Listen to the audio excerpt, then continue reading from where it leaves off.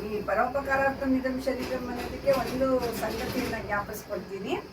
ವೇದವ್ಯಾಸರು 18 ಪುರಾಣಗಳನ್ನು ಬರೆದ್ರು, 4 ವೇದಗಳನ್ನು ವಿಭಾಗ ಮಾಡಿದ್ರು, ಉಪನಿಷತ್ತುಗಳನ್ನು ಬರೆದು ಸ್ತೋತ್ರಗಳನ್ನೆಲ್ಲ ಬರೆದು. ಆಗ ಯಾರೋ ನನ್ನಂಥ ಮೂಢರು ಕೇಳಿದ್ರಂತೆ, ಅಲ್ಲಪ್ಪ ಇದನ್ನೆಲ್ಲ ನೀನೇನೋ ಬರ್ದಿರ್ತಿದೀಯಾ, ನಮ್ಮ ಕೈಲಿ ಇದೆಲ್ಲ ಏನು ಮಾಡೋಕ್ಕಾಗೋದಿಲ್ವಲ್ಲ, ಏನು ಮಾಡೋಣ ಅಂತಂದರೆ ಅವರು ಶ್ಲೋಕಾರ್ಧೇನ ಪ್ರವರ್ತೇನ ಅಂತ ಹೇಳ್ಬಿಟ್ಟು ಬರೀ ಅರ್ಧ ಶ್ಲೋಕ ಹೇಳ್ತೀನಪ್ಪ.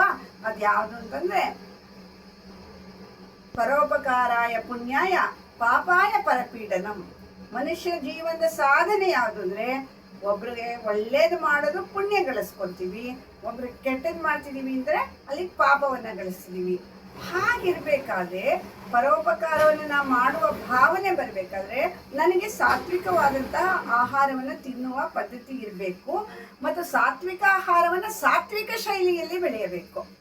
ನೀನು ಯೂರಿಯಾ ಹಾಕೊಂಬಿಟ್ಟು, NPK ಹಾಕೊಂಬಿಟ್ಟು, ಪೆಸ್ಟಿಸೈಡ್ ಹಾಕೊಂಬಿಟ್ಟು ನಾನು ಸಾತ್ವಿಕ ಆಹಾರವನ್ನು ಬೆಳೆದೆ, ಶೈಲಿ ಇಂಪಾಸಿಬಲ್.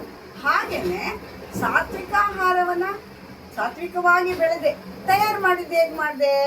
ಅದನ್ನು ನಾನೆಲ್ಲೋ ಎಲೆಕ್ಟ್ರಿಕಲ್ ಇದರಲ್ಲಿಟ್ಟು ತಯಾರು ಮಾಡಿಬಿಟ್ಟೆ, ಅಥವಾ ಎಲ್ಲೋ ಹೋಟೆಲ್ನಲ್ಲಿ ಮಾಡಿಕೊಂಡೆ, ಹೆಂಗೋ ಕೊಳಕಾಗಿ ತಯಾರು ಮಾಡಿದೆ, ಕೆಟ್ಟದಾದ ಅಡುಗೆ ಮನೆಯಲ್ಲಿ ತಯಾರು ಮಾಡಿದೆ. ಅದು ಸಾತ್ವಿಕ ಆಹಾರ ಆಗಲ್ಲ.